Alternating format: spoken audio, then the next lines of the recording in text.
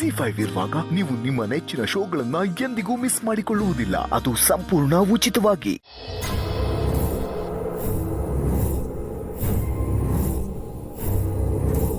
ಯಾವುದೇ ಕಾರಣಕ್ಕೂ ನಂದಿಗಿರಿಗೆ ಹೋಗಬಾರ್ದು.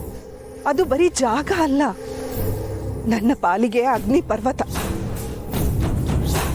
ಆ ಮಾಧವನ ಮೇಲೆ ಸೇಡ್ ತೀರಿಸ್ಕೊಂಡ ಜಾಗ, ನನ್ನ ಜೀವನನೇ ಸರ್ವನಾಶ ಆಗಿದ್ದ ಜಾಗ. ಅಲ್ಲಿಗೇನಾದ್ರೂ ಹೋದ್ರೆ ಇವ್ರಿಗೆ ಖಂಡಿತವಾಗಿಯೂ ಎಲ್ಲ ನೆನ್ಪು ಬಂದ್ಬಿಡುತ್ತೆ.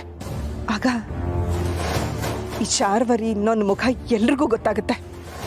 ಏನ್ ಮಾಡ್ಲಿ ನಾನು, ಏನ್ ಮಾಡ್ಲಿ?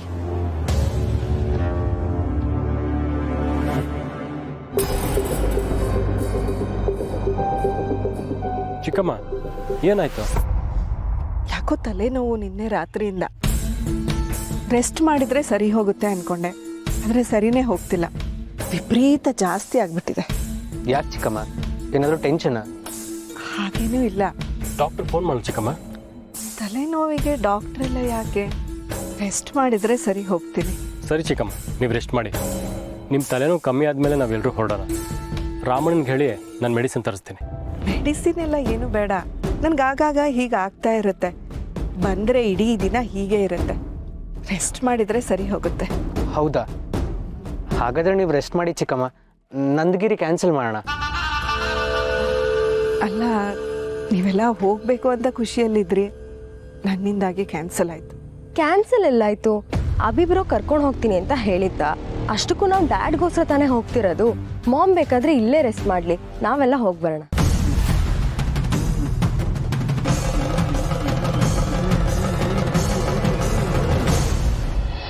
ಏನೋಪ್ಪ, ಡ್ಯಾಡ್ ಯಾವತ್ತೂ ಹೀಗೆ ಕೇಳಿಲ್ಲ. ಇನ್ಫ್ಯಾಕ್ಟ್ ಡ್ಯಾಡ್ ಯಾವತ್ತೂ ಮಾತೇ ಆಡ್ತಿರ್ಲಿಲ್ಲ. ಇವತ್ತು ಅವ್ರಾಗೋರೆ ಕೇಳಿದ್ರಲ್ಲ, ಅದಕ್ಕೆ ಹೇಳಿದೆ. ಆ್ಯಂಡ್ ಅಲ್ಲಿ ಹೋದ್ರೆ ಡ್ಯಾಡ್ ಹುಷಾರಾಗ್ತಾರೆ ಅನ್ನೋ ಹೋಪ್ ಅಷ್ಟೆ. ಸಾರಿ ಕಣೆ, ಇನ್ನೊಂದ್ಸಲಿ ನೆಕ್ಸ್ಟ್ ಟೈಮ್ ಯಾವಾಗಲಾರು ಹೋಗೋಣ. ಚಿಕ್ಕಮ್ಮ, ನಿಮ್ಮನ್ನು ಒಬ್ಬರನ್ನ ಬಿಟ್ಟು ಹೋಗೋಕ್ಕೆ ನನಗಂತೂ ಮನ್ಸೊಪ್ತಿಲ್ಲ. ಟ್ಯಾಬ್ಲೆಟ್ ತರಿಸ್ಕೊಡ್ತೀನಿ, ನೀವು ತೊಗೊಂಡು ಸ್ವಲ್ಪ ಹೊತ್ತು ರೆಸ್ಟ್ ಮಾಡಿ. ತಲೆನೋವು ಕಮ್ಮಿ ಆದರೆ ಎಲ್ಲರೂ ಜೊತೆಲೇ ಹೋಗೋಣ. ಇಲ್ಲಾಂದರೆ ನಾನು ಪೂರ್ಣಿ ನಿಮ್ಮ ಜೊತೆನೇ ಉಳ್ಕೊತೀವಿ. ಇವರೆಲ್ಲರೂ ಚಿಕ್ಕಪ್ಪನ ಜೊತೆ ಹೋಗಿ ಬರಲಿ. ಇವರು ಬಿಡೋ ಥರ ಕಾಣ್ತಿಲ್ಲ. ನನ್ನ ಗಂಡ ಅವ್ರ ಜೊತೆಲಿ ಹೋದರೆ ಆ ತುಳಸಿಯ ಭಾವ ಸೇರಿಕೊಂಡು ಏನಾದರೂ ಬಾಯಿ ಬಿಡಿಸಿದ್ರು ಆಶ್ಚರ್ಯ ಇಲ್ಲ. ಬೇಡ ಅವಿ, ನನಗೋಸ್ಕರ ನೀನು ಪೂರ್ಣಿ ಯಾಕೆ ಉಳ್ಕೊಳ್ತೀರಾ? ನಾನು ಮಾತ್ರೆ ತಗೊಳ್ತೀನಿ, ಅಲ್ಲೇ ಬಂದು ರೆಸ್ಟ್ ಮಾಡ್ತೀನಿ.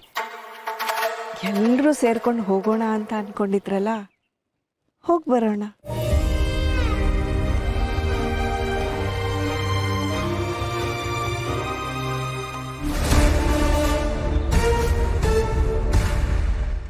ZEE5 ಆಪ್ ಡೌನ್ಲೋಡ್ ಮಾಡಿ ಎಲ್ಲಾ ಸಂಚಿಕೆಗಳನ್ನು ಸಂಪೂರ್ಣ ಉಚಿತವಾಗಿ ನೋಡಿ.